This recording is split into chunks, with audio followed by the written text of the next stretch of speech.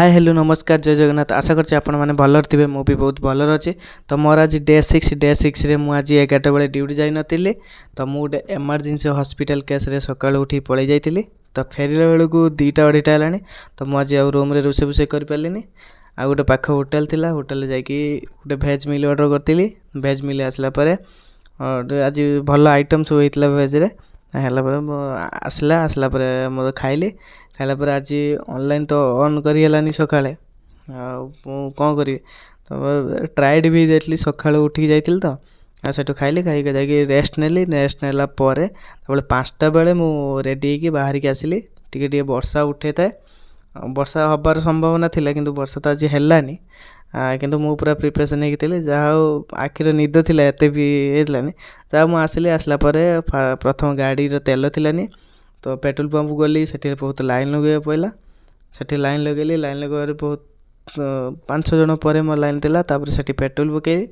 Petrol ପକାଇଲା ପରେ time ହେଇନଥିଲା କି ଅନଲାଇନ୍ ଅନ୍ କରିବା ପାଇଁ, ମାନେ 15 ମିନିଟ୍ ଆଗରୁ ଅନ୍ କରିବାକୁ ପଡ଼େ। ତ ମୁଁ 5ଟା ବେଳେ ବାହାରିଥିଲି, ମାନେ 4:30 ପୂର୍ବରୁ ବାହାରି ଯାଇଥିଲି। ତ 4:45 ହେଇନଥିଲା, ତ ସେଥିପାଇଁ ମୁଁ ଅନଲାଇନ୍ ଅନ୍ କରିଥିଲିନି। ସେଠି କିଛି ସମୟ ଅପେକ୍ଷା କଲା ପରେ ତାପରେ 4:45 ହେଇଥିଲା। 4:45ରେ ଅନଲାଇନ୍ ଅନ୍ କରିଥିଲି। ଅନଲାଇନ୍ ଅନ୍ କଲା ପରେ ବହୁତ ଟାଇମ୍ ଅପେକ୍ଷା କଲି। ଅପେକ୍ଷା କଲା ପରେ ଗୋଟେ ମୟୂର, ମାନେ କେକ୍ ମିୟୁରୁ ଅର୍ଡ଼ର ବାଜିଥିଲା। ମିୟୁରୁ ସେଠୁ ଗଲି। ସେଠୁ ଗଲା ପରେ ଅର୍ଡ଼ର ଏକ୍ସେପ୍ଟ କଲି। ଏକ୍ସେପ୍ଟ କରିକି ସେଠୁ ଅର୍ଡ଼ର ପିକଅପ୍ କଲି। ସେଠୁ ଅର୍ଡ଼ର ପିକଅପ୍ କଲା ପରେ ସେଠି ନେଇକି ଅର୍ଡ଼ର ଡେଲିଭରି ଦେଇଥିଲି। ସେ ଡେଲିଭରି ଏଇରକମ ଗୋଟେ ପରେ ଗୋଟେ ଅର୍ଡ଼ର ଦେଉଥାଏ। ଦେଲା ପରେ ରାତି 10ଟା ହେଇଯାଇଥାଏ। ଆଜି ମୋ ପାଖରେ କ୍ୟାସ୍ ହେଇଥିଲା, ମାନେ ଫୋଲ୍ଡିଂ କ୍ୟାସ୍ ହେଇଯାଇଥିଲା। ମୋ ପାଖରେ 2000 ଟଙ୍କା କ୍ୟାସ୍ ହେଇଯାଇଥିଲା। ତ ମୋତେ ଆଜି ଅର୍ଡ଼ର ଡ୍ୟୁଟି ଷ୍ଟପ୍ କରିଦେଇଥିଲା, ମାନେ ସେଇ କ୍ୟାସ୍ ପାଇଁ। ମୋ ଲିମିଟ୍ ଥିଲା କେତେ ଟଙ୍କା, 2072 ଟଙ୍କା ଲିମିଟ୍ ଥିଲା। କିନ୍ତୁ ମୁଁ 2166 ଟଙ୍କା ମୋ ପାଖରେ କ୍ୟାସ୍ ହେଇଯାଇଥିଲା। ତ ମୁଁ ସେଠୁ ଆଉ କ'ଣ କରିବି, ଅର୍ଡ଼ର ଦେଉଥିଲାନି। ଫେର୍ ବି ମୁଁ ସେଠି ଅପେକ୍ଷା କଲି। ବହୁତ ଟାଇମ୍ ଅପେକ୍ଷା କଲା ପରେ ଦେଖିଲି, ଚେକ୍ କଲି, ସେତେବେଳକୁ ମୋର ହେଇଯାଇଥିଲା କେତେ ଟଙ୍କା, 436 ଟଙ୍କା ହେଇଯାଇଥିଲା। ଆଉ ମୁଁ ଜାଣିପାରିଥିଲି ଆଉ ଅର୍ଡ଼ର ମିଳିବନି ମୋତେ। ଆଉ ଫେର୍ ବି ମୁଁ ସେଠି ଆଉ କ'ଣ, ତାପରେ ଆଉଟ୍ ଅଫ୍ ଜୋନ୍ରେ ଥିଲା। ମୁଁ ସେଠୁ ଆସିଲି। ଆସିଲା ପରେ ସେଠି କଳ୍ପନାରେ ଉତ୍କଳିଆ ଗ୍ୟାଲେରୀ ଅଛି। ତ ସେଠି ସବୁ ପିଲା ଆମର ଛିଡ଼ା ହୁଅନ୍ତି, ସ୍ୱିଗି ଜୋମାଟୋ ପିଲା। ତ ସେଠି ଆସିଲି, କିଛି ସମୟ ଅପେକ୍ଷା କଲି। ମୁଁ କହିଲି ଯଦି ଅର୍ଡ଼ର ବାଜିବ। ଆଉ ବ୍ୟାଙ୍କ ବି ଖୋଜିଲି, ପାଇଲିନି। ତ ସେଠି କିଛି ସମୟ ଛିଡ଼ା ହେଲି। ସବୁ ପିଲା ଛିଡ଼ା ହେଇଥିଲେ। ବହୁତ ଟାଇମ୍ ଅପେକ୍ଷା କଲା ପରେ ସେଠି 20-25 ମିନିଟ୍ ଅପେକ୍ଷା କଲା ପରେ ତାପରେ ଗୋଟେ ଅର୍ଡ଼ର ବାଜିଥିଲା। ତାପରେ କେକ୍ ଓଭନ୍ରୁ ଅର୍ଡ଼ର ବାଜିଥିଲା। ସେଠୁ ପୁଣି 5 କିଲୋମିଟର ଆସିଥିଲି। ଗୋଟେ ଲାଷ୍ଟ ଅର୍ଡ଼ର ଥିଲା ମୋର ସେଇଟା। ଆସିଲା ପରେ ସେଠୁ ଅର୍ଡ଼ର ପିକଅପ୍ କଲି। ସେଠି ଗୋଟେ କେକ୍ ପିକଅପ୍ କଲା ପରେ ତାକୁ ନେଇକି ଡେଲିଭରି କରିଥିଲି। ତାପରେ ଡେଲିଭରି ଦେଲା ପରେ ମୋର ଟାଇମ୍ ସରିଯାଇଥିଲା, 12:30 ପରେ ହେଇଯାଇଥିଲା। ମୋର 12ଟା ଯାଏ ଟାଇମ୍ ଥିଲା। 12ଟା ପରେ ମୋର ଟାଇମ୍ ଓଭର ହେଇଯାଇଥିଲା। ତ ମୁଁ ଆଜି 7 ଘଣ୍ଟା 44 ମିନିଟ୍ ଅର୍ଡ଼ର, ମାନେ ଡ୍ୟୁଟି କରିଦେଇଥିଲି।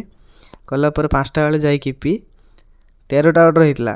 12ଟା 14ଟା ହେଇଯିବ। ଏବେ ଗୋଟେ ରିଟର୍ନ ଆସିବ, ମାନେ ରିଟର୍ନର 4 ଟଙ୍କା ଦେଇଛି, 497 ଟଙ୍କା ହେଇଛି। ଏବେ 4 ଟଙ୍କା ଆସିବ। ଟୋଟାଲ୍ କେତେ ଟଙ୍କା, 500 କେତେ ଟଙ୍କା ହେଇଯିବ ବୋଧେ। ମୋର ଟୋଟାଲ୍ 497, ମୋର 500, ଟୋଟାଲ୍ ଡ୍ୟୁଟି ଷ୍ଟପ୍ ହେଲା। ଟୋଟାଲ୍ 501 ଟଙ୍କା ନା କେତେ ଟଙ୍କା, 501 ଟଙ୍କା ମୋର ହେଇଥିଲା। 501 ଟଙ୍କା, 7 ଘଣ୍ଟା 14 ମିନିଟ୍ ଡ୍ୟୁଟି କରିଥିଲି। ଆଉ 14ଟା ଅର୍ଡ଼ର, ମାନେ 13ଟା ଅର୍ଡ଼ର ହେଇଥିଲା। ରିଟର୍ନ ଅର୍ଡ଼ର ହେଲା। ତ ଆଜି ଯାହା ବି ହେଇଥିଲା ଭଲ ହେଲା। କିନ୍ତୁ କ'ଣ କରିବା, 7 ଘଣ୍ଟା କାମ କଲା ପରେ ବି ଆଜି ବହୁତ କମ୍ ହେଇଥିଲା, ବହୁତ ଟାଇମ୍ ହେଇଗଲା। ଦେଖ ମୋର ଆଜି କ'ଣ ପ୍ରୋବ୍ଲେମ୍ ହେଇଥିଲା।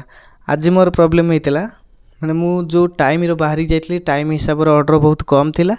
ଆଉ ବହୁତ ଟାଇମ୍ ଅପେକ୍ଷା ବି କରିଥିଲା। ଆଉ ସବୁ ଆଉଟ୍ ଅଫ୍ ଜୋନ୍ ପକାଇଥିଲା। ଆଉଟ୍ ଅଫ୍ ଜୋନ୍ରେ ରିଟର୍ନ ଅର୍ଡ଼ର ସବୁ 3 ଟଙ୍କା 4 ଟଙ୍କା ମିଳିଥିଲା। କିନ୍ତୁ ମୋତେ ରିଟର୍ନ ଅର୍ଡ଼ର ମିଳିନଥିଲା। ତ ମୁଁ ସେଇଥିପାଇଁ ବହୁତ ହଇରାଣ ହେଇଥିଲି। ଆଉ ଯାହା ହଉ ବାକି 5ଟା ବେଳେ ବାହାରିବା ହିସାବରେ ଆଉ ବାକି ଯାହା ଥିଲା ବହୁତ ଭଲ ଥିଲା। ଆଉ ଯାହା ହେବ ପୁଣି ନେକ୍ସଟ ଡେ। ରହୁଛି, ଜୟ ଜଗନ୍ନାଥ।